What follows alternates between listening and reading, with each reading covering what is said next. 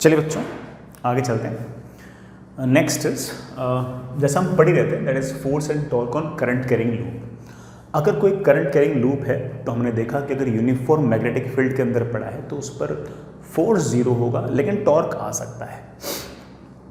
उस टॉर्क को लिखने का हमने सबसे बढ़िया जुगाड़ निकाला था, that was torque is equals to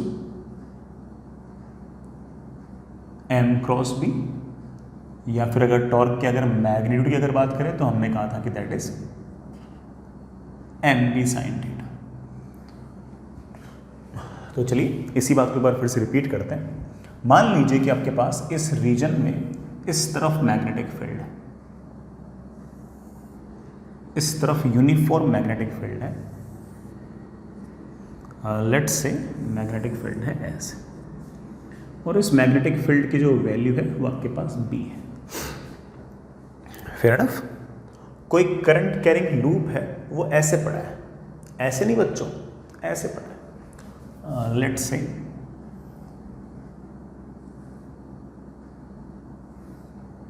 like this, ऐसे पड़ा है, यूं पड़ा है। इसकी जो लेंथ है वो मैं एक बार के लिए L मान लेता हूं, इसकी जो विड्थ है मैं एक बार के लिए B मान लेता हूं, और इसमें करंट जा रहा है लेट्स से I, करंट जा रहा है ऐसे I, ठीक है। ये ऐसे नहीं पड़ा पड़ा, ऐसे पड़ा है। जो आपकी मैग्नेटिक फील्ड है उसके साथ इसके एरिया वेक्टर ने कुछ ना कुछ एंगल बना रखा है इस तरफ, और इसके एरिया को हम लिख सकते हैं that is L into b. अगर मैं कहूं कि इस वायर के n नंबर ऑफ टर्न्स हैं, अगर इसके n अगर नंबर ऑफ टर्न्स हैं तो आप एरिया को आप लिख सकते हो L into B into n. अब आपका मैग्नेटिक फील्ड जो है वो तो ऐसे है, और आपका जो करंट कैरिंग वायर है, जो करंट कैरिंग लूप है वो ऐसे है, तो उसका area vector is like this. Magnetic field ऐसे है और एरिया वेक्टर ऐसे है, तो मैग्नेटिक फील्ड और डायपोल मोमेंट ऐसे ऐसे एंगल थीटा पे है। This is the angle theta between your magnetic field and magnetic dipole moment. ऐसे केस में हमारे इस पूरे के पूरे लूप पर एक टॉर्क आएगा, and that torque can be written as simply m into B into sine of angle between magnetic dipole moment and magnetic field. Magnetic dipole moment का एरिया की जो डायरेक्शन है वो उसी तरफ है जिस तरफ आपका एरिया वेक्टर है। एरिया वेक्टर वो कई बार बता चुका हूँ कैसे होता है। अगर मान लीजिए कि आपके पास करंट अगर ऐसे जा रहा है तो जिस तरफ करंट जा रहा है, जैसे मान लीजिए करंट यूँ जा रहा है तो जिस तरफ करंट जा रहा है उस तरफ हाथ फैला दीजिए, एरिया वेक्टर ऐसे आएगा। इस केस में करंट यूँ जा रहा है तो एरिया वेक्टर ऐसे आ गया, मैग्नेटिक फील्ड सामने की तरफ है। ये आपका टॉर्क है, दैट इज m को हम बड़े आराम से लिख सकते हैं current into area. Area is of course L into B into n into b sine theta. This is the torque. ये है आपका टॉर्क। जिस तरह से हमने टॉर्क डिफाइन किया है उसी तरह से हम एक छोटी सी टर्म और डिफाइन कर सकते हैं जो हमने पहले भी की थी, इलेक्ट्रिक डायपोल के केस में भी की थी और मैग्नेट के केस में भी की थी, and that is our interaction potential energy. That is interaction potential energy.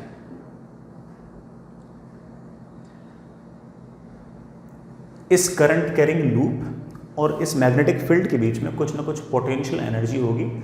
Electric dipole के केस में याद कीजिए कि पोटेंशियल एनर्जी का फॉर्मूला हुआ करता था minus P E cos theta. P हुआ करता था आपका इलेक्ट्रिक डायपोल, तो ऑफ कोर्स अब यहाँ पर आ जाएगा आपका मैग्नेटिक डायपोल। ई वहाँ पर हुआ करता था इलेक्ट्रिक फील्ड, जो इस केस में आ जाएगा आपका magnetic field. This is the potential energy and that is of course minus of m dot b, that is our minus m dot b. तो आप ये पोटेंशियल एनर्जी का फॉर्मूला भी याद कर सकते हो, और अगर इस डायग्राम की अगर बात करें तो इस डायग्राम में आप कह सकते हो कि पोटेंशियल एनर्जी इज माइनस, बड़ा बोलना, m कितना है current into area. Area is of course L B n into of course B cos theta. This is the potential energy. तो आप इस तरह से टॉर्क और पोटेंशियल दोनों इस तरह से याद कर सकते हो, ठीक है। चलिए बच्चों आगे चलते हैं।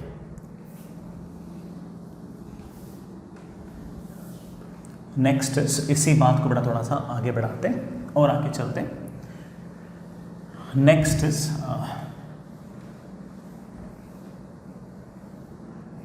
इक्विलिब्रियम पोजीशंस को डिस्कस करते हैं। स्टेबल अनस्टेबल इक्विलिब्रियम पोजीशंस जो अपन ने पहले डिस्कस की थी वैसे सी हैं, सुनिएगा। Next is stable and unstable equilibrium positions. सुनिएगा, मान लीजिए कि आपके पास इस बोर्ड के प्लेन के परपेंडिकुलर डायरेक्शन में मैग्नेटिक फील्ड है B और ये मैग्नेटिक फील्ड यूनिफॉर्म है। ये मैग्नेटिक फील्ड यूनिफॉर्म है। अब आपके पास कोई वायर है इस तरह से,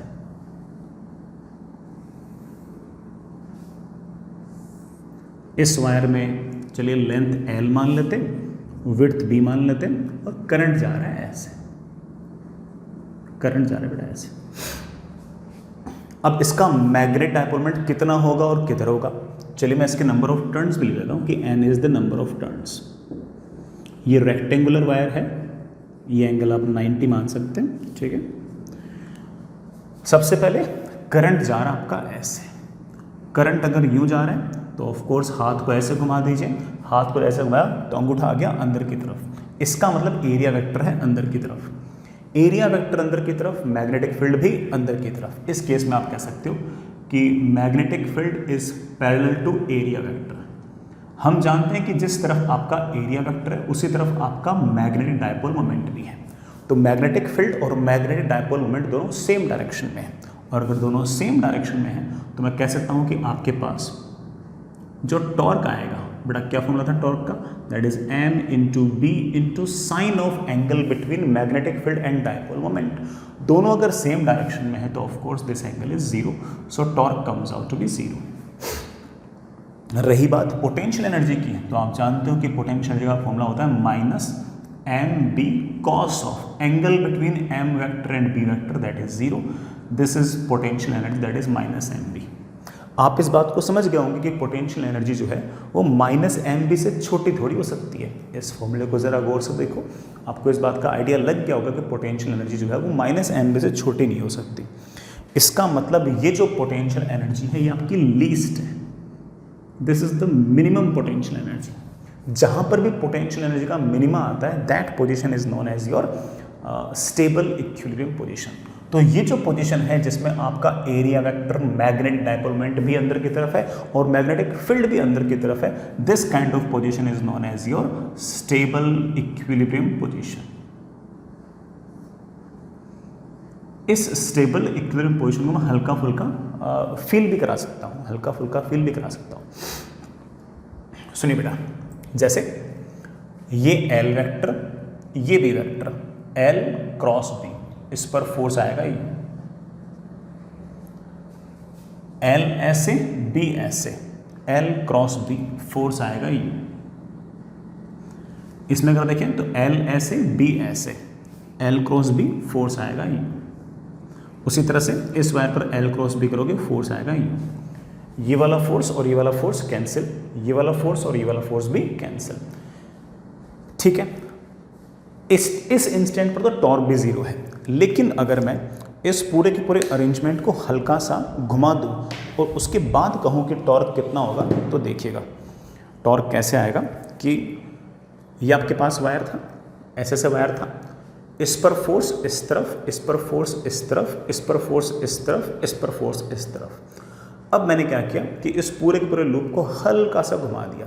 जैसे हल्का सा घुमा दिया, इस पर फोर्स इस तरफ और इस पर फोर्स इस तरफ, ये जो फोर्सेस लग रहे हैं यूं और यूं, ये वापस यूं रोटेट कराने की कोशिश करेंगे।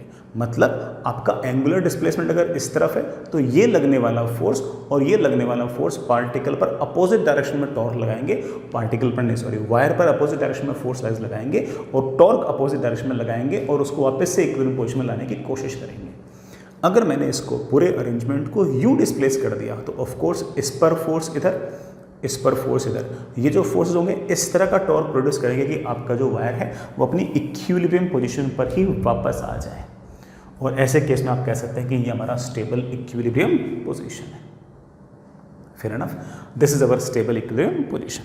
मैं यहाँ पर एक बात और बोलूँगा, अगर मान लीजिए कि आपने इस सारे के सारे अरेंजमेंट को ऐसे इस एक्सिस के अबाउट थोड़ा सा अगर एंगल थीटा घुमा दिया, स्मॉल एंगल थीटा घुमा दिया, जैसे स्मॉल एंगल थीटा घुमाओगे इसके अपोजिट डायरेक्शन में एक टॉर्क आएगा और उस टॉर्क की वैल्यू आप जानते हो बेटा कितनी आएगी, m into B into sine theta. As theta is very small I can write down कि that torque is m into B into theta. Sir ऐसा लिख के आप क्या प्रूव करना चाहते हो बेटा? ऐसा लिख के मैं ये प्रूव करना चाहता हूँ कि अगर मैंने इस सारे के सारे अरेंजमेंट को थोड़ा सा अगर एंगल थीटा घुमा दिया है तो अपोजिट डायरेक्शन में एक टॉर्क लगेगा जो इसको वापस लाने की कोशिश करेगा और ये torque directly proportional to theta है। इस तरह के टॉर्क का हमने पहले भी नाम निकाला है। क्या नाम निकाला है बच्चों? Restoring torque. और ये रीस्टोरिंग टॉर्क आपके पास आ गया, that is m into B into theta. In this case, we can say that the torque is directly proportional to theta. It means that it is going to perform angular SHM. It is going to perform angular SHM. और इसी restoring torque को अगर मैं I into alpha लिख दूँ तो मैं कह सकता हूँ कि alpha is equals to m b upon I into theta. Of course this m b upon I is your omega square और आपके पास इस SHM की एंगुलर फ्रिक्वेंसी जो आ गई है वो आ गई है एम बी अपॉन आई। और रही बात टाइम पीरियड की, तुम्हारे पास इस SHM का टाइम पीरियड आ गया t is equals to 2 pi under root of I upon m b. वैसे कोई नई बात तो नहीं लग रही होगी क्योंकि ये वाला काम ऐसा थोड़ी कि पहली बार कर रहे हैं, ऐसा काम हम कई बार कर चुके हैं, है ना। तो मेरे ख्याल से हल्का फुल्का तो आपको रिपीटेटिव ही लग रहा होगा कि हमने बार बार वही काम किया है। ठीक है बच्चों, आई रियली होप आपको ये वाली बात भी समझ में आ ही गई होगी। ठीक है, आगे चलते हैं। नेक्स्ट इज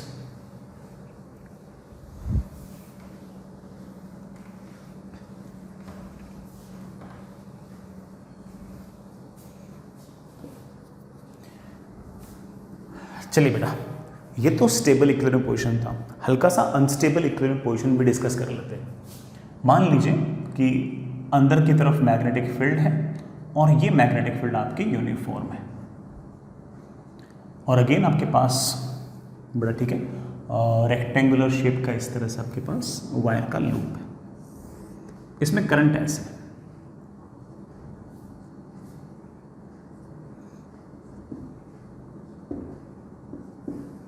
करंट ऐसे में अगर आप ध्यान से देखो, अगर करंट यूं है तो ऑफ कोर्स इसका एरिया वेक्टर आएगा बाहर की तरफ। जिस तरफ एरिया वेक्टर होगा उसी तरफ आपका मैग्नेटिक डायपोल मोमेंट होगा।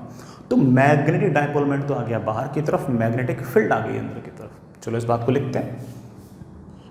मैग्नेटिक फील्ड और एरिया वेक्टर एक दूसरे के अपोजिट हैं, या फिर दूसरे शब्दों में कहूं तो मैग्नेटिक फील्ड और मैग्नेटिक डायपोल मोमेंट एक दूसरे के अपोजिट है।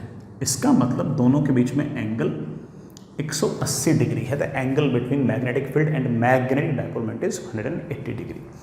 मैं आपसे पूछूं कि ऐसे केस में टॉर्क कितना आएगा, तो आप बोलो से टॉर्क तो आएगा m B sine 180। Sine 180 is zero, so torque comes out to be zero. Torque zero है, इसका मतलब इक्विलिब्रियम पोजीशन तो है, लेकिन स्टेबल है या अनस्टेबल ये पता करते हैं। ये पता करने के लिए पोटेंशियल एनर्जी भी निकाल सकते हो। पोटेंशियल एनर्जी का फॉर्मूला था minus m B cos theta. Theta is of course 180, cos 180 is -1, so the potential energy comes out to be m b. ये जो पोटेंशियल एनर्जी है ये हमारी मैक्सिमम पॉसिबल पोटेंशियल एनर्जी है। इससे ज़्यादा पोटेंशियल एनर्जी आप एक्सप्रेशन देख के कह पा रहे हैं कि एम बी से ज़्यादा पोटेंशियल एनर्जी तो नहीं हो सकती। जहाँ पर पोटेंशियल एनर्जी का मैक्सिमम होता है, यू ऑलरेडी नो दैट कि it is your unstable equilibrium position. हम कितनी बार इस फैक्ट को यूज़ कर चुके हैं। कोई बच्चा बोलता है कि सर इस बात की फील नहीं है कि सर ये स्टेबल है या अनस्टेबल। सर आपकी बात मान ली, मैथमेटिक्स को मुझे समझ में आ गया, सर इस बात की फील मिल सकती है क्या? मिल सकती। सुनिएगा, एल वेक्टर है ऐसे, बी वेक्टर है ऐसे, एल क्रॉस बी फोर्स आएगा ऐसे, एल क्रॉस बी फोर्स आएगा ऐसे, एल क्रॉस बी फोर्स आएगा ऐसे, एल क्रॉस बी फोर्स आएगा ऐसे। ठीक है, शुरुआत में तो फोर्सेस और टॉर्क सारे के सारे कैंसिल कर रहे हैं, फोर्स भी जीरो है और टॉर्क भी जीरो है।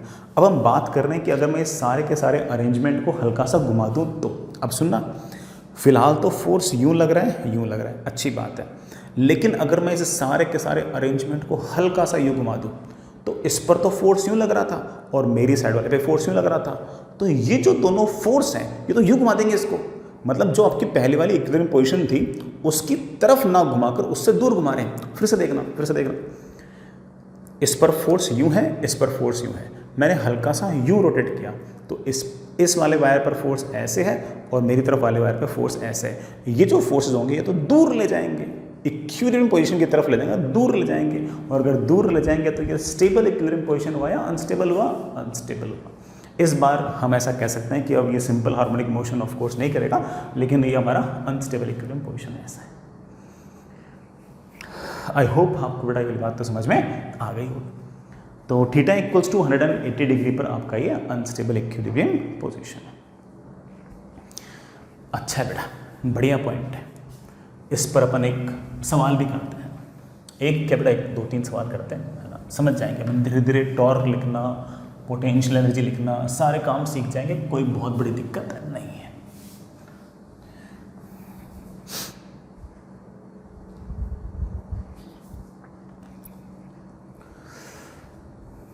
सुनिए बेटा,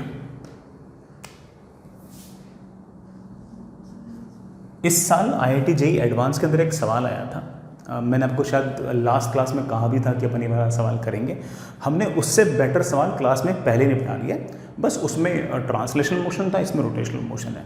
मुझे एग्जैक्टली सवाल में क्या क्या पैरामीटर्स दे रखे थे याद नहीं है, लेकिन ठीक है बेटा, अभी कर लेते हैं उसका, है ना, क्या क्या उसमें बातें थी वो हम देख लेंगे। आपके पास इस तरह का अरेंजमेंट है, ये कोई स्विच, ये battery,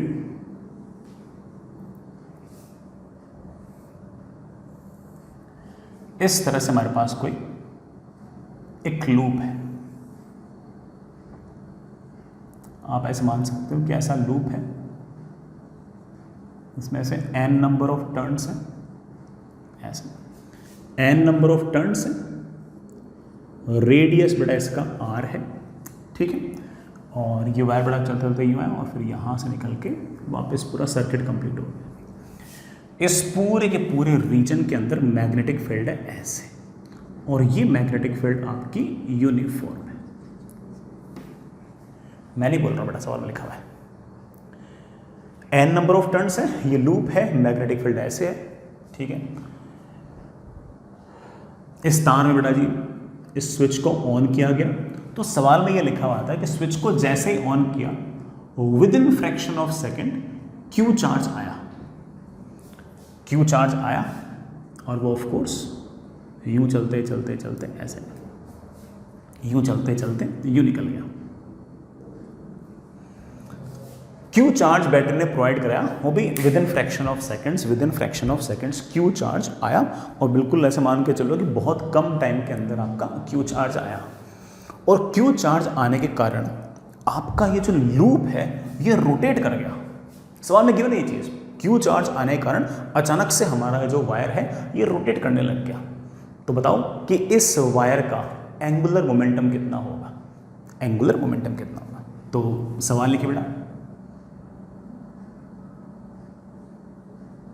when switch is on,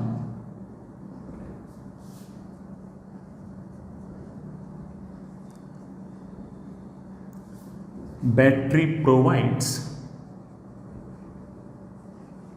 charge Q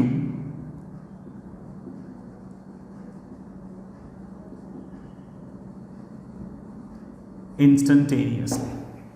बड़ा मैग्नेटिक फील्ड B गिवन है, ठीक है। फाइंड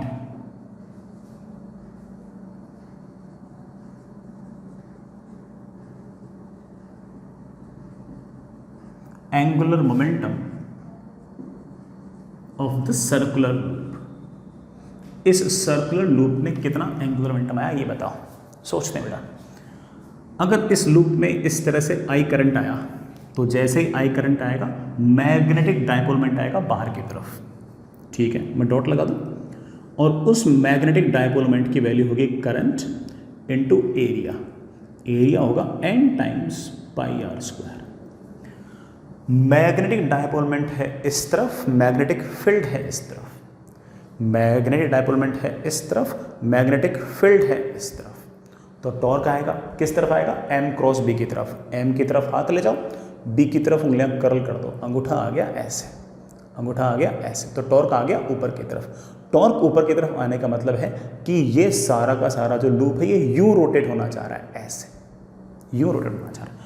तो ये जो सारा का सारा लूप है इसके कारण यू रोटेट होना चाह रहा है। यूँ तो होना ही चाहेगा, मैग्नेटिक फील्ड है इस तरफ और आपका मैग्नेटिक डायपोल मोमेंट था इस तरफ। मैग्नेटिक डायपोल मोमेंट हमेशा क्या टेंडेंसी रखेगा कि किसी तरह से इक्विलिब्रियम पोजीशन की तरफ चला जाऊं। इक्विलिब्रियम पोजीशन की तरफ जाने के लिए ऑफ कोर्स उस पर टॉर्क लगेगा ऐसे, हालांकि इतना जानने की जरूरत नहीं है, ठीक।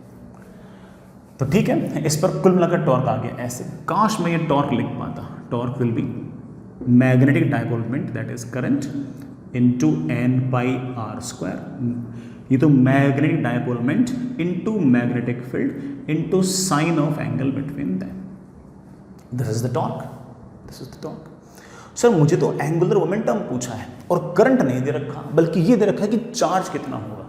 तो कोई बात नहीं, जब भी एंगुलर मोमेंटम पूछा है तो मेरे दिमाग में तो सिर्फ और सिर्फ ये आ रहा है कि angular momentum, angular impulse theorem. वापस से बोलना बेटा क्या? Angular momentum, angular impulse theorem.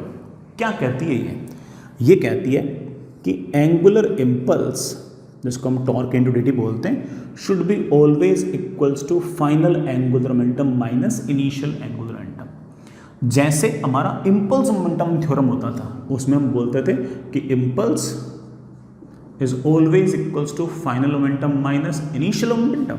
वैसे हम कह सकते हैं कि angular impulse is always equals to final angular momentum minus initial. Final angular momentum minus initial is equals to angular impulse. अभी एंगुलर इम्पल्स है कितना? टॉर्क बताओ बेटा कितना है? टॉर्क है I into n pi r square into B into बेटा dt लगा दो, that is equals to final angular momentum minus zero. Initially बेटा कोई ओमेगा नहीं था इसके पास, कोई मोशन नहीं था, initial angular momentum zero. n बाहर, पाई बाहर, आर स्क्वायर बाहर, b बाहर, इंटीग्रेशन i dt। n बाहर, पाई बाहर, आर स्क्वायर बाहर, b बाहर। इस इंटीग्रेशन आई डी टी को तो हम पहचानते हैं। Integration I D T is of course कितना चार्ज फ्लो हुआ है, और कितना चार्ज फ्लो हुआ है हमें सवाल के अंदर दे रखा है, that is equals to q and it should be equals to your final angular momentum minus initial. Final angular momentum आपका जीरो था तो ये आ गया, सॉरी इनिशियल एंगुलर मोमेंटम आपका जीरो था तो ये आपका आंसर आ गया। मोर और लेस ऐसा ही सवाल हमारा वो वाला था, बस उसमें हमने इम्पल्स मोमेंटम थ्योरम लगाया था और यहाँ पर हमने angular impulse angular momentum theorem लगा दिया। चलें बेटा आगे चलें, गुड। ये बेटा इस साल का अपना IIT JEE एडवांस का सवाल था, ये इसका आंसर था। चलिए नेक्स्ट,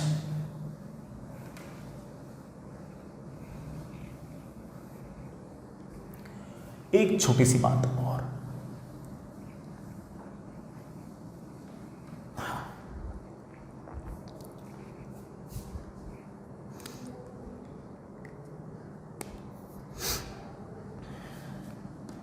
एक छोटी सी बात और, मतलब ये कंटिन्यूटी में ही है ना, हालांकि इसका यूज़ अगले चैप्टर में ज़्यादा आएगा, बट छोटी सी बात है, सुन सकते हो समझ सकते हो। That is magnetic flux.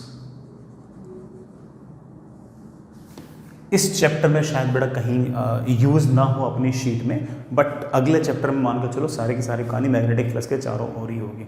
लेकिन यहाँ पर एक पढ़ाने में एक कंटिन्यूटी में हल्का सा इसका यूज़ है, इसलिए बता रहा हूँ। वैसे तो हो सकता है कि मेरे बच्चों ने हल्का फुल्का मन बना लिया हो कि सर मैग्नेटिक फ्लक्स क्या है, हम समझ गए। जैसे इलेक्ट्रिक फ्लक्स था वैसे मैग्नेटिक फ्लक्स होना चाहिए। जैसे मान लीजिए कि आपके पास ये छोटा सा सरफेस है, इस सरफेस का एरिया वेक्टर किधर होगा? एरिया वेक्टर होगा सरफेस के परपेंडिकुलर, ऐसे। और इस पॉइंट पर मान लीजिए कि मैग्नेटिक फील्ड है ऐसे। मैग्नेटिक फील्ड और एरिया वेक्टर के बीच में लेट से एंगल है थीटा।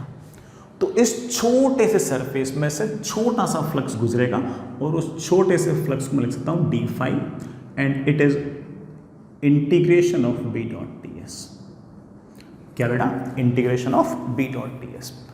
अगर कभी सरफेस बड़ी हुई तो ऐसे छोटे छोटे सरफेस में से फ्लक्स निकालते जाएंगे और जोड़ते जाएंगे, और जोड़ने का मतलब हो गया इंटीग्रेशन।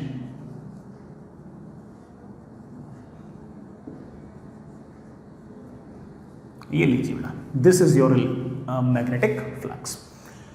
इससे आप ये बोल सकते हो surface integral of magnetic field. क्या शब्द यूज करेंगे इसका? Surface integral of magnetic field.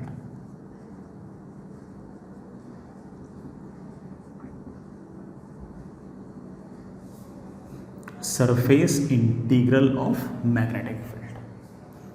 फिर ना, दिस इज द फ्लक्स। इस फ्लक्स के बारे में कुछ बातें बोलना चाहो बेटा, बोल सकते हो। ऑफ कोर्स दो वेक्टर्स का डॉट प्रोडक्ट है। Dot product is also known as scalar product. तो पक्की बात है कि रिजल्टेंट तो स्केलर ही होगा। तो ये स्केलर है बेटा, ये पॉजिटिव भी हो सकता है, नेगेटिव भी हो सकता है, जीरो भी हो सकता है, डिपेंडिंग ऑन कि एंगल थीटा एक्यूट है, ऑब्ट्यूज है या फिर 90 डिग्री है। तो ये पॉजिटिव, नेगेटिव, जीरो कुछ भी हो सकता है। अच्छी बात है। Unit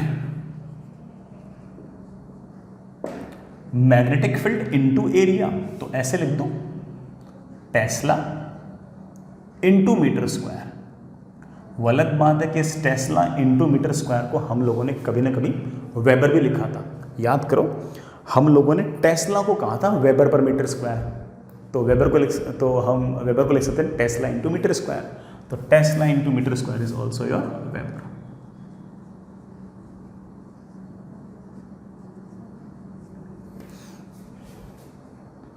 fair enough. अगर मैं कहूं कि इसकी डायमेंशन लिखो, तो इसकी डायमेंशन लिखने के लिए मुझे मैग्नेटिक फील्ड की डायमेंशन लिखनी चाहिए, फिर एरिया की लिखनी चाहिए, फिर दोनों को मल्टीप्लाई करना चाहिए। मैग्नेटिक फील्ड की अगर डायमेंशन याद नहीं है तो किसी फॉर्मूले से निकाल लेते हैं। जैसे फोर्स का फॉर्मूला था QVB टाइम्स, आगे साइन थीटा वगैरह भी आता है, लेकिन वो तो यूनिट लेस डायमेंशन लेस होता है। फोर्स की डायमेंशन हम जानते हैं कितनी होती है, mLT-2। चार्ज की डायमेंशन क्या होती है, IT। वेलोसिटी की डायमेंशन क्या होती है, LT-1। B हमें निकालना है, T-1 गया। मैग्नेटिक फील्ड की डायमेंशन आ गई। अरे L से L भी गया, तो मेरे पास कितना आ गया,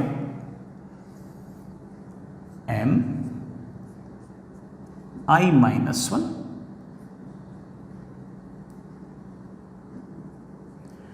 T-2। इसकी डायमेंशन आ गई MI-1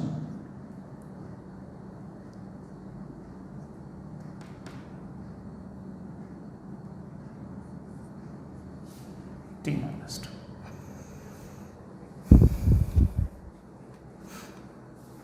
ये हमारे इसकी डायमेंशन। और सॉरी, ये तो किसकी डायमेंशन है, ये तो सिर्फ और सिर्फ मैग्नेटिक फील्ड की है। मुझे किसकी निकालनी थी, मैग्नेटिक फ्लक्स की इनटू एरिया। तो L² और आएगा, तो हमारे पास आ जाएगा M, एरिया के लिए L² T⁻⁻2 I⁻⁻1। ये हमारे पास डायमेंशन आ गई किसकी, फ्लक्स की। ये हमारे पास डायमेंशन आ गई फ्लक्स की। ठीक है ना। आप ये भी कह सकते हो कि magnetic flux is surface integral of magnetic field.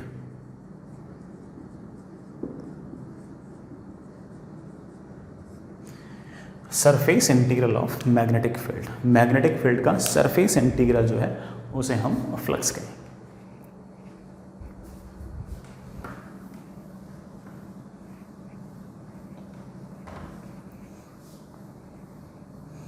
चलिए बेटा,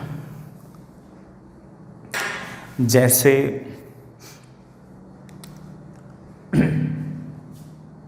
मैं कुछ बताऊं आपको कि मान लीजिए कि आपके पास ये एक सरफेस है, सर्कुलर है, रेडियस r है, और इसमें मैग्नेटिक फील्ड यूनिफॉर्म है, ऐसे है। और ये वाला जो सरफेस के साथ एंगल है ये 30 डिग्री है। और मुझसे ये पूछा गया कि बताओ इस सरफेस से कितना मैग्नेटिक फ्लक्स गुजरेगा, तो निकाल लेंगे। पहली बात तो मैग्नेटिक फ्लक्स की डेफिनेशन क्या थी? मैग्नेटिक फ्लक्स की डेफिनेशन थी of course integration of b dot d s. यहाँ पर मैग्नेटिक फील्ड यूनिफॉर्म है, इसलिए मैग्नेटिक फील्ड को तो बाहर निकाल लो। Dot integration d s vector, integration d s vector can always be written as s vector, that is magnetic field into area into cos of angle between them मतलब magnetic field और area vector के बीच में angle. भले ही surface ऐसे हो, area vector हमेशा सरफेस के परपेंडिकुलर होता है और उस एरिया वेक्टर का जो मैग्नीट्यूड है वो तो आप जानते हो बड़ा कितना, सर्कल है इसलिए पाई आर स्क्वायर। और आप कह सकते हो कि एरिया वेक्टर ऐसे, मैग्नेटिक फील्ड ऐसे, इन दोनों के बीच में जो एंगल है this angle is basically 60 degree. मैं आपसे पूछूं कि कितना फ्लक्स होगा, तो आप बोलोगे सर मैग्नेटिक फील्ड है बी, एरिया है pi r square into cos of angle between them, that is magnetic field into pi r square upon 2। ये हमारा फ्लक्स है। हमने इतनी आसानी से इसलिए कर लिया क्योंकि इसके अंदर आपकी मैग्नेटिक फील्ड यूनिफॉर्म थी। अगर यूनिफॉर्म ना होती तो ऑफ कोर्स हमें इंटीग्रेशन तो करना ही पड़ता है कि नहीं। चलिए आगे चलते हैं। मैं मानता हूँ इस बात को कि बेटा मैंने ना मैग्नेटिक फ्लक्स ऐसे आउट ऑफ द ब्लू बता दिया कि यार ये देखो नई टर्म आ गई है ना, बाकी हम पढ़ तो कुछ और ही रहे थे, लेकिन आप अभी आराम से इस बात को रिलेट कर लोगे कि सारी चीज़ें कंटिन्यूटी के अंदर हैं। कोई भी चीज़ मैंने ऐसे हैफेजेड तरीके से नहीं बताया कि देखो ये सुन लो अचानक से, ऐसा कुछ नहीं है, सब रिलेट होगा। हालांकि अगर आप NCERT पढ़ते हो या फिर बड़ा HC पढ़ते हो, कोई भी स्टैंडर्ड बुक पढ़ते हो, तो मैग्नेटिक फ्लक्स शब्द है ना ये आता ही अगले चैप्टर में है, EMI में है, इलेक्ट्रोमैग्नेटिक इंडक्शन में। लेकिन मैंने अगर यहाँ पर बताया it means that it must be having some relation. और ठीक है यार, अगर आज पढ़ भी लिया तो कोई नुकसान थोड़ी हो गया, आगे भी काम आता रहेगा, ठीक है। तब भी कभी ना कभी इसको डिफाइन तो करना ही पड़ता, तो ऐसा कोई नुकसान नहीं है। हाँ ठीक है, अभी थोड़ा टाइम ज़्यादा लग रहा है, यही टाइम अगले चैप्टर में बच जाएगा। आप भी सोच रहे होंगे सर कितने दिनों से ही पढ़ा रहे हैं, बड़ा चैप्टर बड़ा भी है, क्या करें। मैं एक सवाल पूछ रहा हूँ आपसे,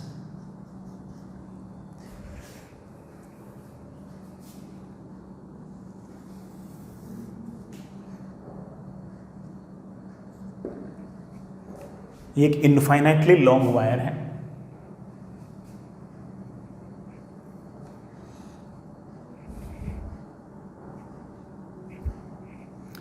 ये बड़ा एक इनफाइनाइटली लॉन्ग वायर है, इसमें करंट आई है, इसमें करंट आई है और इसके पैरेलल ऐसे एक दूसरा लूप है, इसमें और रेक्टेंगुलर लूप है, ये लेंथ है L, बड़ा ये विड्थ है B और रेक्टेंगुलर है, एंगल 90, एंगल 90, ये डिस्टेंस आपके पास A है। सवाल है find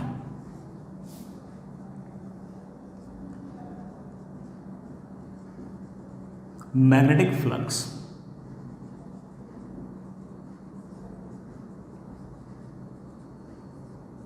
passing through the loop. इस रेक्टेंगुलर लूप में से कितना फ्लक्स गुजरेगा वो बताओ। तो नॉट दैट टफ। हाँ ये ज़रूर है कि इस बार हर जगह मैग्नेटिक फील्ड सेम नहीं है।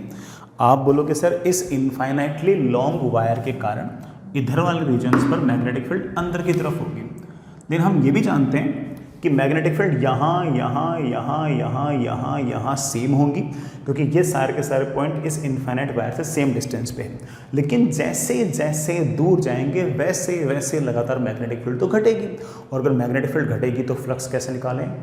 वही कौन सा तरीका कि फ्लक्स अगर निकालना है तो छोटा सा एरिया लो, उसमें से छोटा सा फ्लक्स निकालो और ऐसे छोटे छोटे एरिया में से फ्लक्स निकालते जाओ और जोड़ते जाओ। जोड़ना ऑब्वियसली मीन्स इंटीग्रेशन। एलिमेंट्स कैसे चूज करना है वो आपने बड़ा सोच ही लिया होगा कि यहाँ से x डिस्टेंस गए और ऐसे एक वर्टिकल कट लगाया, फिर अगला कट मैंने x प्लस dx पे लगाया।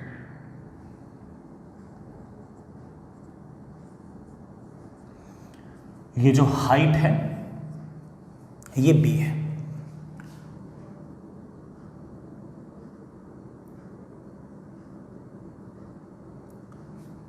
ये हाइट बेटा भी है। मेरे को इस तरह से एरिया लेने में फ़ायदा क्या हुआ, मैं ऐसा कह सकता हूँ कि यहाँ यहाँ यहाँ यहाँ हर जगह मैग्नेटिक फील्ड सेम है। इस इनफाइनाइट वायर के कारण यहाँ पर मैग्नेटिक फील्ड होगी अंदर की तरफ, और उस मैग्नेटिक फील्ड की वैल्यू आएगी बेटा mu naught I upon 2 pi यहाँ से यहाँ तक की distance, that is x mult. अब इसमें से गुजरने वाला मुझे फ्लक्स निकालना है, तो फ्लक्स अगर निकालना है तो छोटा सा फ्लक्स आएगा, और वो आएगा बेटा, क्या था फ्लक्स का फॉर्मूला, मेरे ख्याल से फ्लक्स का फॉर्मूला था मैग्नेटिक फील्ड इनटू इसका छोटा सा एरिया, डी ए लिख दो, डी ए लिख दो, डी एस लिख दो, इनटू कॉस ऑफ दोनों के बीच में एंगल। ठीक है, मैग्नेटिक फील्ड मुझे पता है mu naught I upon 2 pi x into इसका एरिया, इसका एरिया मेरे ख्याल से आएगा b into d x, b into d x into cos of angle between them. अगर ये स्ट्रिप ऐसी है इस सरफेस में, तो इसका एरिया वेक्टर या तो अंदर की तरफ होगा या बाहर की तरफ होगा। आप कहीं मान लो, मैंने मैग्नेटिक फील्ड अंदर की तरफ है, आप एरिया वेक्टर भी मान सकते हो अंदर की तरफ, क्योंकि सरफेस ऐसे है, सरफेस ऐसे है, कोई करंट वरना तो जा नहीं रहा, एरिया किधर लूँ, जहाँ आपकी मर्जी हो, तो मैंने एरिया मान लिया ऐसे अंदर की तरफ। सर बाहर क्यों नहीं माना, मान सकते हो, सिर्फ और सिर्फ प्लस माइनस का अंतर आएगा। अगर प्लस माइनस दोनों में कंफ्यूजन हो तो हमेशा प्लस वाला आंसर आपको लेना चाहिए। तो मैंने इसमें एंगल ले लिया 0। सर आपने सिर्फ और सिर्फ इसमें से गुजरने वाला फ्लक्स निकालना है, आपको तो सारा फ्लक्स निकालना है। और भी सारा फ्लक्स निकालना है तो ऐसे बहुत सारी स्ट्रिप्स लूंगा, उन सब स्ट्रिप्स में से फ्लक्स निकालूंगा और सारे फ्लक्स को जोड़ दूंगा। जोड़ना ऑब्वियसली मीन्स इंटीग्रेशन। तो नेट फ्लक्स अगर निकालना हो तो that is of course mu naught I upon 2 pi b, mu naught I b upon 2 pi integration of d x upon x. X को हम कहाँ से कहाँ तक वेरी करेंगे, एक्स को वेरी करेंगे ए से लेकर ए प्लस एल तक, एक्स को हम वेरी करेंगे ए से लेकर ए प्लस एल तक, और मेरे पास आंसर आ गया mu naught I b upon 2 pi log of a plus l upon a. This is the flux, बड़ा ही आपका magnetic flux. I hope it's okay. इस तरह से हम बड़े आराम से फ्लक्स निकाल सकते हैं। आगे चलिए,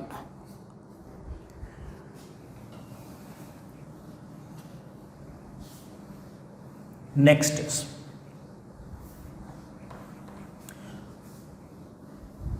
हेडिंग लिखना बेटा।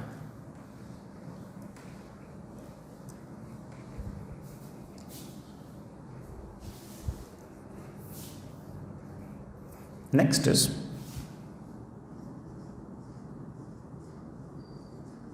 work done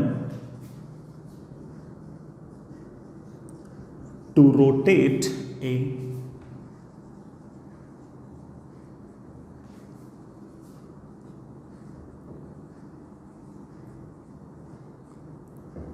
current carrying loop. किसी करंट कैरिंग लूप को अगर रोटेट करना पड़ेगा तो उसके लिए बेटा कैसे कैसे टॉर्क लगाना है, कैसे कैसे उसका वर्क डन निकालना है, उसको हल्का फुल्का डिस्कस करते हैं। हालांकि फॉर्मूला मोर और लेस वैसा ही आएगा जैसा इलेक्ट्रो में भी आया था।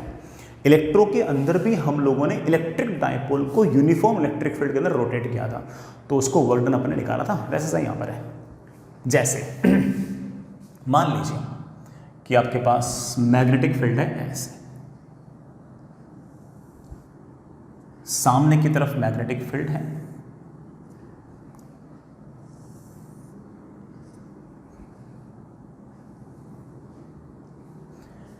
ऐसे है, और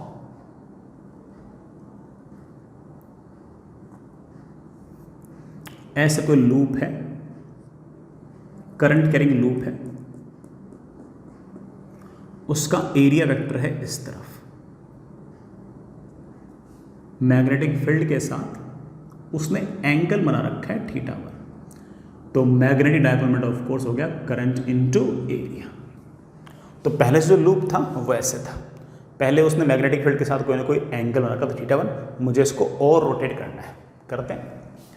मैग्नेटिक फील्ड आपकी बी है, ये आपका वही मैग्नेटिक फील्ड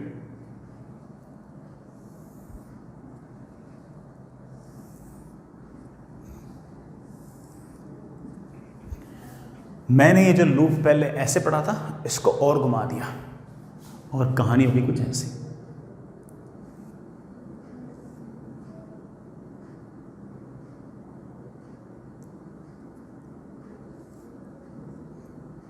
अब इसका एरिया वेक्टर है ऐसे और मैग्नेटिक डायपोल मोमेंट है ऐसे और मैग्नेटिक फील्ड के साथ एंगल बढ़कर हो गया θ2। पहले मान लेते हैं कि लूप ऐसे था, अब मैंने उस लूप को ऐसे कर दिया। पहले उसका एंगल θ1 था, अब उसका एंगल θ2 है मैग्नेटिक फील्ड के साथ। तो इनिशियल पोटेंशियल एनर्जी को मैं लिख सकता हूं -mb cos θ1। बाद की पोटेंशियल एनर्जी को मैं लिख सकता हूं, बड़ा बोलो, -mb cos θ2। अगर कोई मुझसे पूछ ले कि मैंने ये रोटेशन स्लोली किया है, याद करो बेटा, अगर आप स्लोली रोटेट करते हो तो work done by external agent equals to, क्या फॉर्मूला हुआ करता था, work done by external agent is equal to change in total mechanical energy.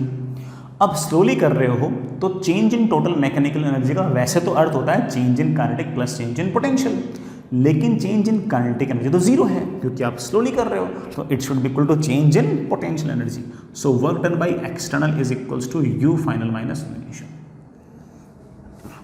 You final है -mb cos θ1, इनिशियल है minus minus plus mb cos θ। This is work done by external agent. ठीक है, बढ़िया। हालांकि मैं इसको और भी एक तरीके से लिख सकता हूं, मतलब सॉरी मैंने फाइनल में θ2 था, ये हमारा आंसर है। और ये कोई सोचना को बहुत टफ काम थोड़ा था, मुझे इतना सारा डायग्राम बनाने की कहाँ जरूरत थी। लेकिन मैं यहाँ पर एक छोटी सी बात और बताना चाहता हूँ, इस work done by external agent को मैं ऐसे भी लिख सकता हूँ,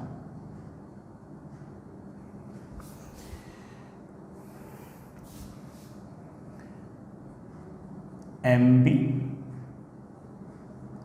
पहले वाला एंगल माइनस कॉस ऑफ बाद वाला एंगल। इस m को मैं लिख सकता हूँ करंट इनटू एरिया। अब देखना बेटा, मैं इसको एक स्टाइल से और लिखना चाहता हूँ, ये तो ठीक है, मैं इसको ऐसे लिखाता हूँ माइनस करंट इनटू एरिया।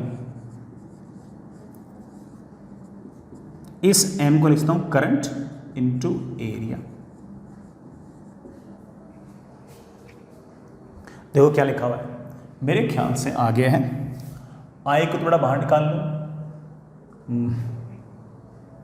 ऐसे लिख दो बेटा, that is AB cos θ1 minus AB cos θ2। इस AB cos θ1 को तुम जानते हो, एरिया और मैग्नेटिक फील्ड का डॉट प्रोडक्ट। अरे बेटा, एरिया और मैग्नेटिक फील्ड के डॉट प्रोडक्ट को हम क्या बोलते थे, फ्लक्स। तो आप कह सकते हो that is I into flux in case 1, magnetic flux in case 1। इस AB cos θ तुम जानते हो, it is dot product of area and magnetic field, that is बाद का फ्लक्स।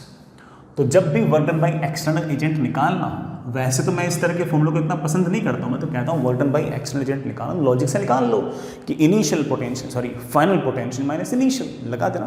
फिर भी अगर कोई बच्चा फॉर्मूला अगर याद करना चाहे तो कह सकता है कि sir that is I into initial flux minus बाद का फ्लक्स।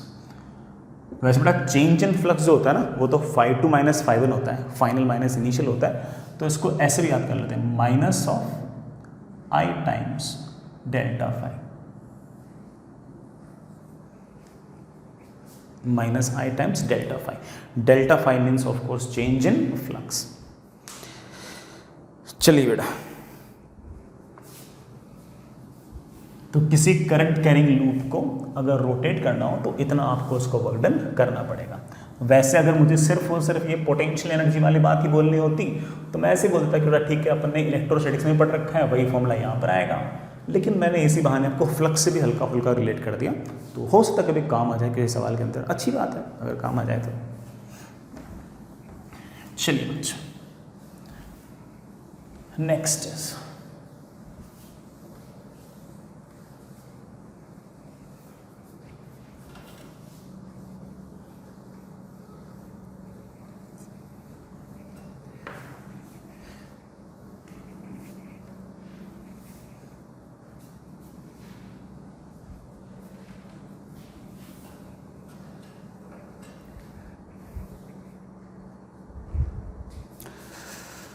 चलो अच्छा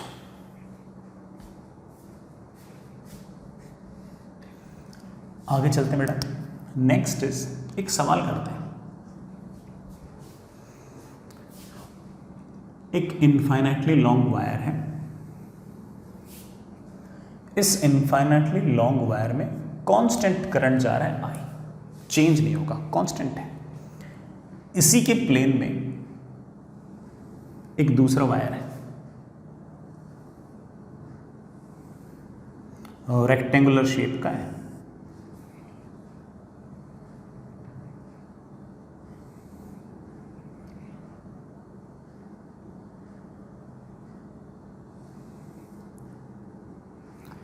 और रेक्टेंगुलर वायर है। ये जो डिस्टेंस है ये आपके पास ए है बड़ा, ये डिस्टेंस आपके पास बी है, और इसकी जो हाइट है ये आपके पास h, ठीक है। इस वायर में भी करंट है, कांस्टेंट करंट है I2, ये चेंज नहीं हो रहा है, ये करंट कांस्टेंट है, ठीक है। मैं इस पूरे के पूरे लूप को ऐसे रोटेट करना चाहता हूं।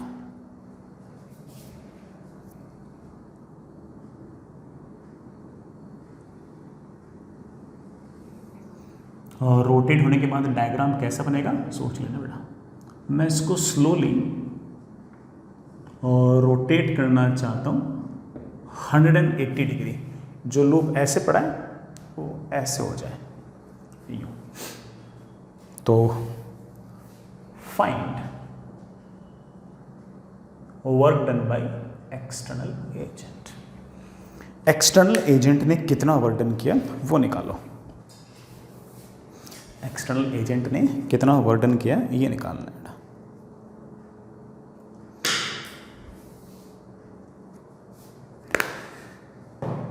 चलो बच्चों निकालते हैं। एक तो बड़ा वही बात है कि ना फॉर्मूला लगा दो कि I2 टाइम्स इसमें से कितना फ्लक्स पहले गुजर रहा है माइनस बाद में कितना फ्लक्स गुजर रहा है, ऐसे कर दो। एक तरीका बिल्कुल बेसिक से करो, बिल्कुल बेसिक से करो तब भी आंसर आएगा। बिकॉज वी नो दैट कि work done by external agent is always equals to you final minus u initial. पहले यू इनिशियल निकालते हैं, पहले यू इनिशियल निकालो, u final minus u initial. अब या तो बेटा u final minus u initial निकाल लो, पहले कितना था बाद में कितना था वो निकाल लो, या फिर बेटा ठीक है अपन जैसे करते हैं वैसे कर लो। मैं आपको करके दिखाता हूँ इनिशियल पोटेंशियल एनर्जी कैसे निकालते हैं, सुनिएगा। फाइनल वाले तो अपन बाद में निकाल लेंगे मक्कारी करके, इनिशियल निकालना ज़्यादा इंपॉर्टेंट है। सुनिए बच्चों, हम जानते हैं कि पोटेंशियल एनर्जी का हमने फॉर्मूला याद कर रखा है। क्या याद कर रखा बेटा? Minus m B cos theta. लेकिन ये फॉर्मूला डायरेक्टली इतना वैलिड नहीं है, क्योंकि हम जानते हैं कि इस लूप में यहाँ यहाँ यहाँ यहाँ हर जगह मैग्नेटिक फील्ड सेम नहीं है। मैग्नेटिक फील्ड तो हर जगह अलग अलग है। कोई बात नहीं, अब एक काम कीजिए, यहां से x डिस्टेंस दूर जाइए और S से एक स्ट्रिप कट कर दीजिए और इस स्ट्रिप में यूं करंट मान लीजिए S।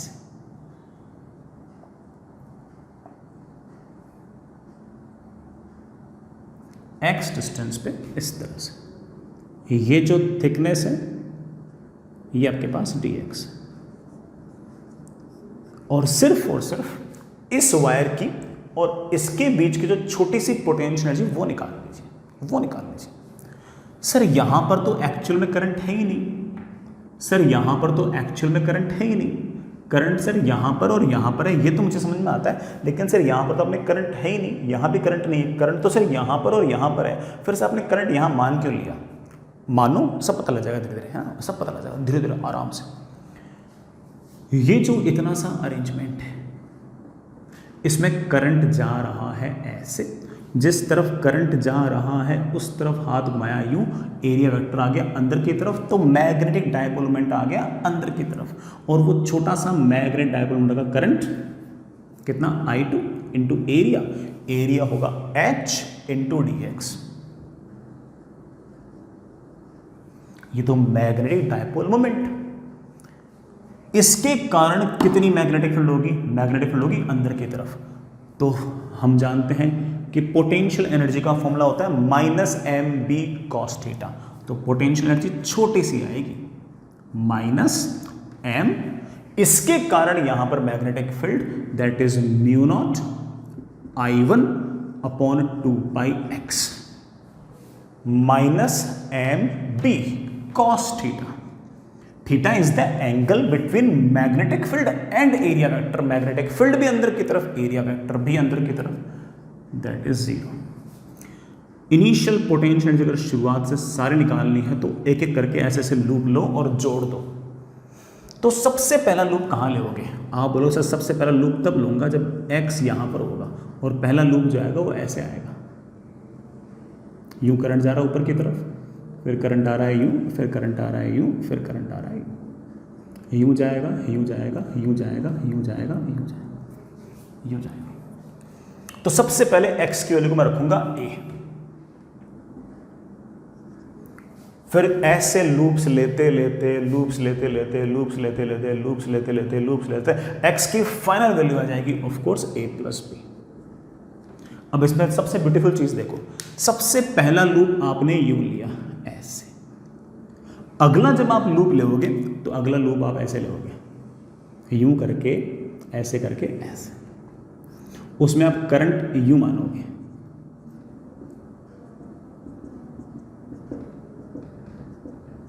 और जब आप करंट यूं मानोगे तो आपने देखा कि पहला वाला लूप मानने पर मैंने यहां पर नीचे की तरफ आई करंट माना, अगला लूप लेने पर वही करंट मैंने यहां पर आई ऊपर की तरफ माना, आई नीचे की तरफ आई ऊपर की तरफ क्या हो गया? कैंसिल। यहां पर तो एक्चुअल में करंट था भी नहीं और हमारी कैलकुलेशन से भी कितना हो गया? 0।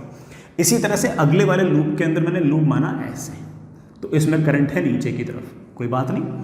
नेक्स्ट लूप जो लूंगा वो मैं ऐसे लूंगा, यूं करके ऐसे करके ऐसे, और इस लूप में करंट मानूंगा मैं ऐसे ऐसे, लूप लूंगा ऐसे। अब इस ये वाला जो लूप था, ये वाला जो जगह मैंने मान रखी थी, जो स्ट्रेट वायर मान रखा, इसमें आपने एक बार करंट मान लिया नीचे, एक बार करंट मान लिया ऊपर, हो गए निपट गए। ऐसे करते करते करते जितने भी बीच वाले जो आप वायर्स ले रहे हो उनमें हर बार बड़ा एक बार करंट नीचे आएगा, एक बार करंट ऊपर आ जाएगा, कैंसिल हो जाएगा। सिर्फ और सिर्फ आखिरी वाले लूप के अंदर आप यूं मानोगे तो सिर्फ और सिर्फ ये वाला वायर बच जाएगा, और यहाँ पर तो करंट पहले से है ही, तो कोई दिक्कत नहीं आएगी। तो ऐसे आप हल्के फुल्के वायर्स मान के बड़े आराम से काम निपटा सकते हैं। तो आपके पास इंटीग्रेशन करना, -μ0 बाहर, I1 बाहर, I2 बाहर, H बाहर, 2π बाहर, μ0 बाहर, I1 बाहर, I2 बाहर, H बाहर, 2π बाहर, सिर्फ और सिर्फ मेरे ख्याल से dx अपॉन x बच गया है, और x की वैल्यू को कहां से कहां तक इंटीग्रेट करना है? a से लेकर a प्लस b। जैसे इंटीग्रेट किया मेरे पास इनिशियल पोटेंशियल एनर्जी आ गई है -μ0 I1 I2 upon 2π log of a plus b upon a। This is our initial potential energy. बच्चे सोच रहे वैसे आधा काम हुआ है, सिर्फ फाइनल में निकालनी पड़ेगी। हाँ निकालनी तो पड़ेगी, but not that tough, not that tough, हो जाएगी। मैं इसे मिटा रहा हूँ बेटा। अब फाइनली में क्या होगा? अब सुनना बेटा पहले देखो, फाइनल में क्या होगा। अगर मैं इसको, इस पॉइंट को A कहूँ, इस पॉइंट को B कहूँ, इस पॉइंट को C कहूँ और इस पॉइंट को D कहूँ, तो अगर मैं इस पूरे के पूरे लूप को ऐसे अगर रोटेट कर दूंगा तो पहले जो आपका एरिया वेक्टर ऐसे अंदर आ रहा था वही एरिया वेक्टर बाहर आ जाएगा। देखो देखो, पहले एरिया वेक्टर अगर अंदर था तो पाई से रोटेट करने पर अब एरिया वेक्टर बाहर आ जाएगा, तो नई वाली जो पोजीशन होगी वहां पर मैग्नेटिक डायपोल मोमेंट अंदर नहीं होगा, बाहर होगा। दिखाता हूं, आपने इस पूरे के पूरे अरेंजमेंट को यू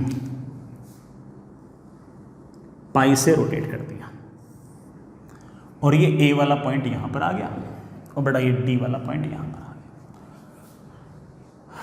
करंट ऐसे बह रहा है, सॉरी, करंट तो बड़ा पहले भी सी से डी बह रहा था, अब भी सी से डी बह रहा है। अब देखो, इस पूरे के पूरे सिस्टम का जो एरिया वेक्टर है वो बाहर की तरफ आएगा और इस तार की वजह से मैग्नेटिक फील्ड अंदर की तरफ आएगा। इस बार बेटा जो फ्लक्स में अपन ने cos 0 लिखा था वो cos 0 नहीं, बल्कि हम वहां पर cos पाई लिखेंगे। क्या लिखेंगे बेटा? cos पाई लिखेंगे, कोई बात नहीं। डिस्टेंस की अगर बात करें तो इस बार इंटीग्रेशन में सबसे पहले वाला जो पॉइंट है वो यहां से कितना दूर है? a plus b. सबसे लास्ट वाला पॉइंट कितना दूर है? Of course a plus 2b, a plus b plus b। I hope आप समझोगे, सारी कहानी बड़ा बिल्कुल सेम टू सेम है, सिर्फ और सिर्फ किसका अंतर है? एक तो माइनस का अंतर है और एक इंटीग्रेशन में लिमिट का अंतर है। तो हम ओरल भी लिख सकते हैं, लेकिन चलो कर ही लेते हैं। बेटा फिर से x डिस्टेंस पे गए, फिर से x डिस्टेंस पे गए। जैसे ही x डिस्टेंस पे गए हमने इस तरह से बेटा कुछ स्ट्रिप्स मान ली, करंट मान लिया हमने ऐसे, इसकी जो विड्थ है वो dx है। इस स्ट्रिप का एरिया वेक्टर आएगा बाहर की तरफ, तो मैग्नेटिक डायपोल मोमेंट आएगा इस स्ट्रिप का। कितना आएगा? करंट है I2, ये एरिया हम जानते हैं कितना है, h इंटू dx। ये तो मैग्नेटिक डायपोल मोमेंट, इस वायर की वजह से यहाँ पर मैग्नेटिक फील्ड है कितनी? वायर की वजह से मैग्नेटिक फील्ड है mu naught I1 upon 2πx into cos of angle between them. अरे बेटा फॉर्मूले में माइनस भी था, लगा दो, माइनस एम बी कॉस्ट था formula, into cos of angle between magnetic field जो अंदर की तरफ है और इसका मैग्नेटिक डायपोल मोमेंट जो बाहर की तरफ है। We know that that is cos pi और माइनस क्या हो गया? कैंसिल। सर मुझे तो फाइनल पोटेंशियल सारी निकालनी है, तो म्यू नॉट बाहर, I1 बाहर, I2 बाहर, H बाहर, 2π बाहर, integration of dx upon x।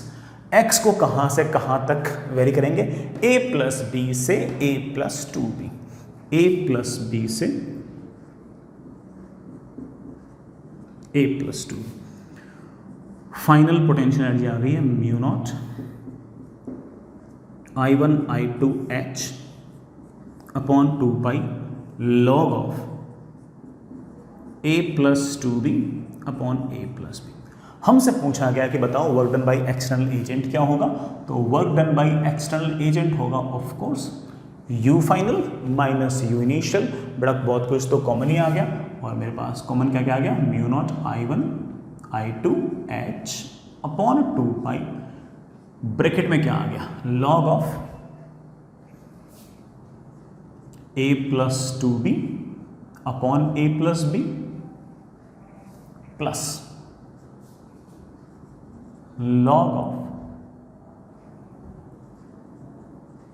a plus b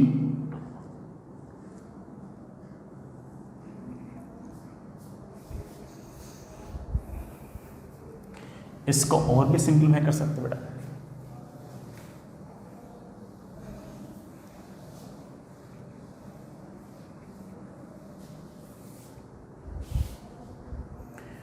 इसको आप ऐसे भी लिख सकते हो, that is mu naught I1 I2 H upon 2π into log of, बड़ा ये a प्लस बी तो कैंसिल हो जाएगा, a plus 2b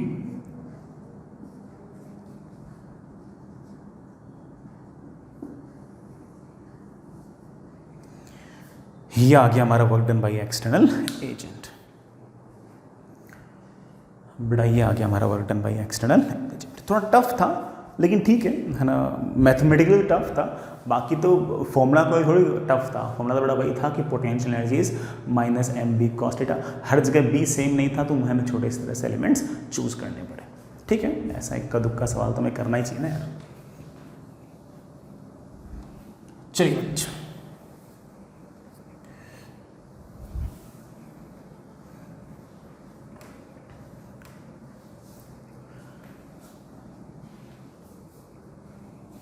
next is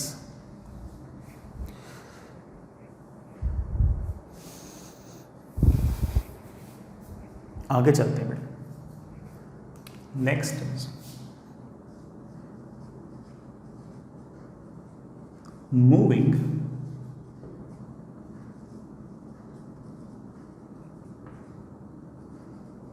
coil galvanometer. Moving coil galvanometer जो है ये करंट को डिटेक्ट करने का काम आता है कि करंट है भी या नहीं है, और अगर करंट बहुत छोटा हुआ तो उसे मेजर भी कर सकता है। सो इसका यूज हम पहले से जानते हैं।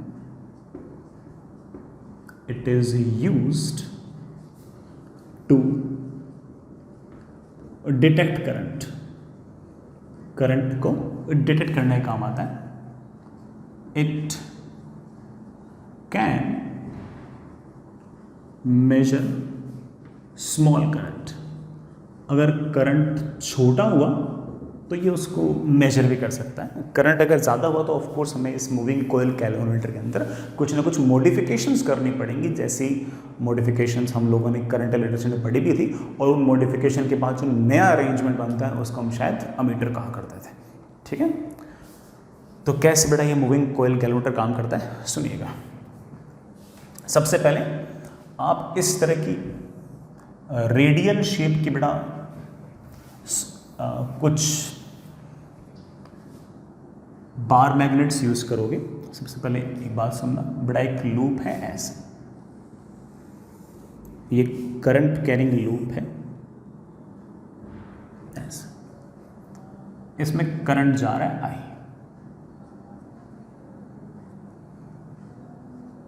इसमें करंट जा रहा है आई, इसका एरिया है ए, एंड लेट्स से इसके नंबर ऑफ टर्न्स हैं एन। इसके जो नंबर ऑफ टर्न्स हैं वो है इस तरह से एन। ठीक है, इसका जो मैग्नेटिक डायपोल मोमेंट होगा वो ऑफ कोर्स करंट अगर ऐसे है तो वैसे अंदर की तरफ आएगा, तो magnetic dipole moment is cross like this, मैंने इसको बोल दिया N, and that will be of course current into area. एक लूप का एरिया अगर ए है तो एन नंबर ऑफ टर्न्स है तो उसका एरिया हो गया एन ए। हम इस पूरे के पूरे अरेंजमेंट के अंदर एक मैग्नेटिक फील्ड रखेंगे, और मैग्नेटिक फील्ड हमेशा इस सरफेस के अलोंग रखेंगे, सरफेस के अलोंग रखेंगे। मतलब अगर सरफेस यू है तो मैग्नेटिक फील्ड यू रखेंगे कि एरिया वेक्टर और मैग्नेटिक फील्ड के बीच में एंगल 90 डिग्री रहे, कि मैग्नेटिक डायपोल मोमेंट और मैग्नेटिक फील्ड के बीच में एंगल 90 डिग्री रहे। तो हम एक एक्सटर्नल मैग्नेटिक फील्ड रखेंगे ऐसे, ये आपकी एक्सटर्नल मैग्नेटिक फील्ड है, और ये external magnetic field always along surface, जो सरफेस है उसके अलोंग रहेगी।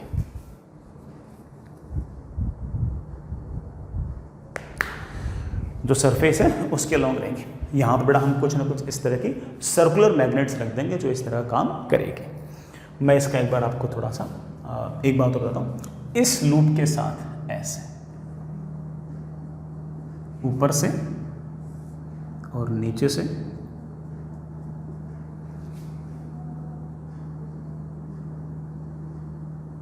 हम ऐसी एक स्पाइरल स्प्रिंग भी रखेंगे,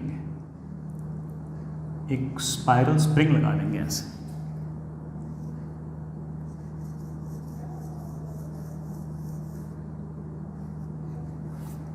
ये हमारे पास एक स्पाइरल स्प्रिंग है, और इन दोनों स्पाइरल स्प्रिंग का मिलाकर जो टॉर्शनल कांस्टेंट है वो C है। सर ये टॉर्शनल कांस्टेंट क्या है? वैसे तो मैंने आपको एसएचएम में सिखा रखा है, टॉर्शनल कांस्टेंट का अर्थ ये है कि अगर ये लूप एंगल थीटा रोटेट करता है तो आपकी जो दोनों की दोनों स्पाइरल स्प्रिंग्स जो हैं, जो आपके जो स्पाइरल स्प्रिंग्स हैं, ये भी एंगल थीटा रोटेट करेंगी। जैसे ही ये एंगल थीटा रोटेट करेगा वैसे ही ये स्प्रिंग्स भी एंगल थीटा रोटेट करेगी। जैसे ही दोनों स्प्रिंग्स एंगल थीटा रोटेट करेगी वैसे ही दोनों के दोनों स्प्रिंग मिलाकर, कुल मिलाकर, दोनों मिलाकर टॉर्क लगाएंगी एंगुलर डिस्प्लेसमेंट के opposite and that torque will be c into theta. ये जो कांस्टेंट c है this is known as your torsional constant, this is known as your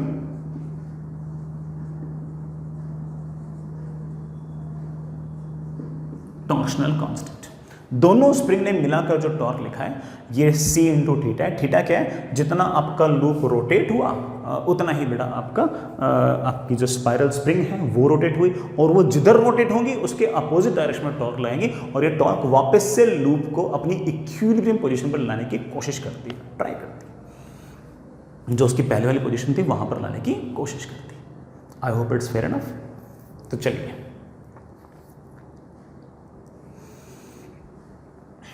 अगर मैं इस पूरे के पूरे अरेंजमेंट को ऊपर से देखूं तो मुझे ऐसा नजर आएगा।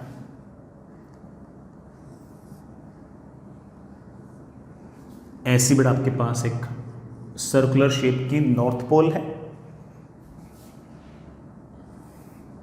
ऐसी बेटा आपकी सर्कुलर शेप की ऐसी साउथ पोल है।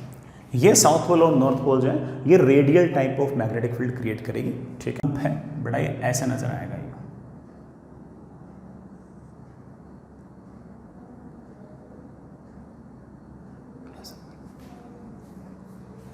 ऊपर से अगर देखोगे तो ऐसा नजर आएगा। इस पूरे के पूरे लूप का जो मैग्नेटिक डायपोल मोमेंट है वो ऑफ कोर्स ऐसे है, इट इज लाइक दिस। इस रीजन में मैग्नेटिक फील्ड ऐसे, मैग्नेटिक फील्ड ऐसे, मैग्नेटिक फील्ड ऐसे। मैग्नेटिक फील्ड और मैग्नेटिक डायपोल मोमेंट के बीच में जो एंगल है वी नो दैट कि दिस एंगल इज 90 डिग्री, ठीक है। तो इस केस में इस मैग्नेट पे इस पूरे पूरे लूप पर एक टॉर्क आएगा, और जो टॉर्क आएगा it will be like this. इस टॉर्क की वैल्यू हम जानते हैं that is M B sine theta. As you can see that कि हमने मैग्नेटिक फील्ड जो है वैसे रेडियली क्रिएट कर रखी है हमेशा सरफेस के टेंजेंशियल डायरेक्शन में, तो that will be sine 90। Magnet dipole moment will be current into इस लूप का area, area is of course N A into B, this is the torque. Fair enough. अब क्या होगा, इस टॉर्क के कारण ये सारा का सारा लूप यूं रोटेट हो जाएगा, और रोटेट होने के बाद क्या होगा वो भी देखना। जैसे ही लूप रोटेट होगा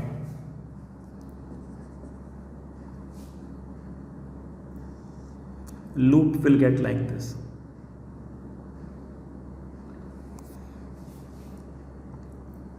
magnetic dipole moment will get like this.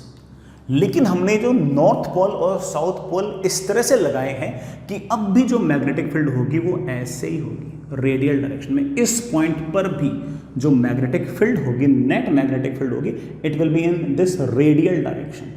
Even again the angle between magnetic dipole moment and magnetic field is 90 degree. इस इंस्टेंट पर भी मैग्नेटिक डायपोल मोमेंट और मैग्नेटिक फील्ड के बीच में एंगल कितना है, 90।